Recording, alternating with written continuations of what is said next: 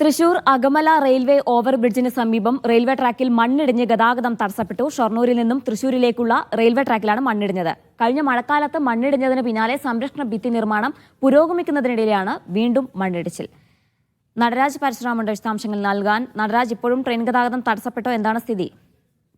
വൈകിട്ട് 5 മണിയോടുകൂടിയാണ് ഇത്തരത്തിൽ മുള്ളൂർക്കര റെയിൽവേ സ്റ്റേഷനും വടക്കാഞ്ചേരി റെയിൽവേ സ്റ്റേഷനും ഇടയിലുള്ള അകമല റെയിൽവേ ഓവർബ്രിഡ്ജിന് സമീപം മണ്ണിടിഞ്ഞത്.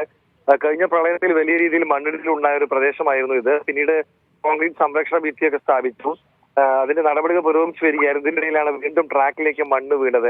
ട്രെയിൻ ഗതാഗതം തടസ്സപ്പെട്ടിരിക്കുകയാണ്. ഷൊർണൂരിൽ നിന്നും തൃശ്ശൂരിലേക്കുള്ള ട്രെയിൻ ഗതാഗതമാണ് തടസ്സപ്പെട്ടിരിക്കുന്നത്. പക്ഷേ തൃശ്ശൂരിൽ നിന്നും ഷൊർണൂരിലേക്കുള്ള റൂട്ടിൽ വലിയ തടസ്സമില്ല. എന്തായാലും റെയിൽവേ ഉദ്യോഗസ്ഥർ സ്ഥലത്തെത്തി മണ്ണ് നീക്കാനുള്ള ശ്രമം തുടരുകയാണ്. അല്പസമയത്തിനകം ഈ ഭാഗത്തേക്കുള്ള ഗതാഗതം പുനഃസ്ഥാപിക്കും.